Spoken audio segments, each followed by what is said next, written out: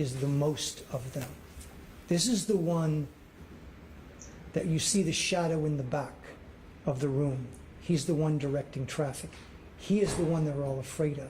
He's the one that's King Slime. He's pulling the shots. He is the most dangerous of the 28, Judge. He was like, man, boo, you know, we always come to you what you don't think they gonna do about thugging and all that. I was like, man, I don't know, bro. Once it go to trial, you know, and I hear the evidence and see how bad it is, but like I told him, it's hard to put 28 eggs in a crate and shake all of them and none of them don't crack. On May 9, 2022, Young Thug Gunna and 26 other members of YSL were arrested on a 56-count indictment. The RICO indictment that hit YSL involves allegations of involvement in murder, armed robbery, and illegal street gang activity. The district attorney in this case, Fannie Willis, has made it crystal clear that not only is she looking to take down YSL, which is Young Thug's crew, or YFN, which is YFN Lucci's crew, but they're looking to take down multiple other gangs in Atlanta.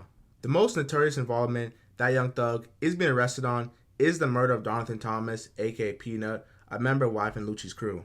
The feds are alleging that Young Thug rented a car that was used in the murder of a rival gang member. Now, throughout this RICO indictment, the feds have made it very clear that they're viewing Young Thug as a drug kingpin.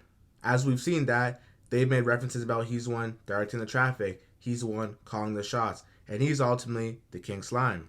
In the last 6 months of YSL being incarcerated, Young Thug and Gunna have been denied bail on 3 separate occasions, as the judge has deemed Thug as a flight risk, saying that he would intimidate the witnesses as if he would be back on the streets, there would be more crime, and the witnesses would begin recanting their statements. Now, a big component of the YSL RICO case was the rap lyrics being used on trial, which led to the Protect Black Art campaign, which is a campaign led by Kevin Liles, an executive at 300 Entertainment.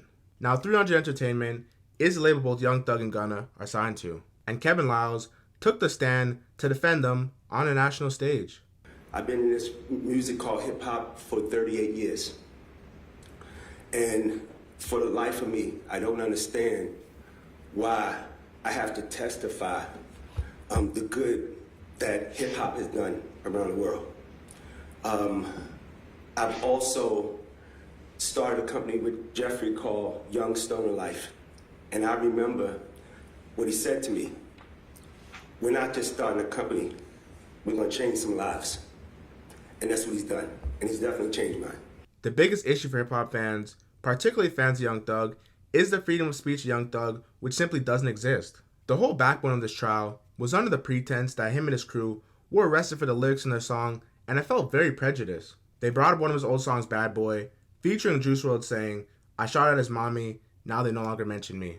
And people are drawing conclusions that this is alleged a reference to the shooting at YFN Lucci's mother's house. Young Thug's lawyer in this case, Brian Steele, is willing to fight to the death for Young Thug as he believes Thug is truly innocent. See, the problem with mass cases like this, there are 28 people involved, which is simply just too much room for error. The only real people with money is Thug and Gunna, so the rest of the people arrested are going to need public defenders. Now, to keep it real, a public defender in a high-profile RICO case like this is a bad look. For all we know, this case is just another file on a public defender's desk, and they are saying and doing whatever they can to get this case off their desk as soon as possible. The feds really have no incriminating evidence on Gunna other than he's allegedly a member of YSL, so it's extremely prejudiced to see that he's not released on bail.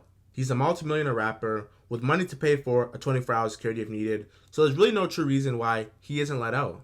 There's this Atlanta journalist named George Chidey who's been given frequent updates on the YSL case, and he talked about why rappers glorify the street life and the reward they seek for living a life of crime.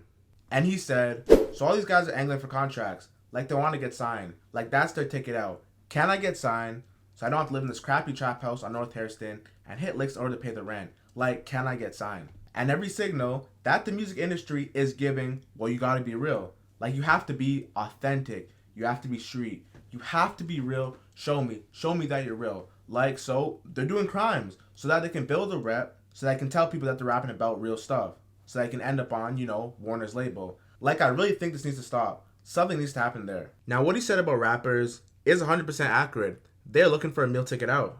Now, these rappers are people, humans just like us, who come from a low poverty environment which they are forced to participate in criminal activities just to keep the lights on. One thing we need to realize is criminals are made by society. Not having enough food, so they steal from the gas station. Not having enough clothes, so they steal from Target. It's all a self-destructive cycle that artists who come from this environment are trying to break the cycle. It's easy to say you'll never steal when you've had everything you ever needed in life at your disposal. And all these people who live this type of life has picked up these habits from since they were young, and when they get older, these habits just become natural behavior. An individual who's not even involved in this case is Jaden Merrick, an alleged member of YSL who was found guilty of robbery and murder outside a wedding venue in Buckhead, Atlanta on July 7th of 2018. So the story goes, the wedding was over, and Merrick and a friend saw 4 people waiting outside for an Uber. So Merrick viewed them as a quick lick and approached them at gunpoint and robbed them for their phones, wallet, and other valuables. One of the people who were robbed, Christian Broder, followed Merrick to ask for his driver's license back, and Merrick ended up shooting him in the stomach and killed him. Now, Mike was convicted on over 10 charges, such as malice murder, felony murder, armed robbery, and much more. And I know you're listening to me talk and wondering, what does this have to do with Young Thug and Gunna? Well, Jaden Meyer got sentenced to 3 life sentences without the possibility of parole, and he just started singing like a canary. He talked about how he was groomed by Young Thug and how that YSL, that we know as Young Stoner Life Records, is Young Slime Life, which is a gang and not a record label. And he continued to make life worse for Young Thug, saying that he was groomed by him at the tender age of 9 into joining the gang and was actually involved in intimidating witnesses involved in Young Thug's YSL RICO case. Now, less than a month later, the journalist, George Chidey, posted this. The state of Georgia, of course, says it will be calling 300 witnesses during the YSL trial and may require 3.5 months. Judge Glanville thinks it will take longer. Now, this trial is set to begin the second week of January, which is less than 2 months from now. And if this is true, it could get ugly. But let's play devil's advocate. Now, if the state of Georgia needs 300 witnesses to convict 28 people, there's simply not enough evidence, and you're just grabbing people, hoping that the majority of them will say something negative about Young Thug and YSL, which will lead to a major indictment. Right now, the biggest thing the feds have is the Peanut murder, alleging that Young Thug rented the vehicle that was used in it, as well as lyrics in the song Bad Boy, which won't really hold up in court on itself alone. Like I said, the vehicle, allegedly rented by Young Thug, is the biggest catch that the feds have.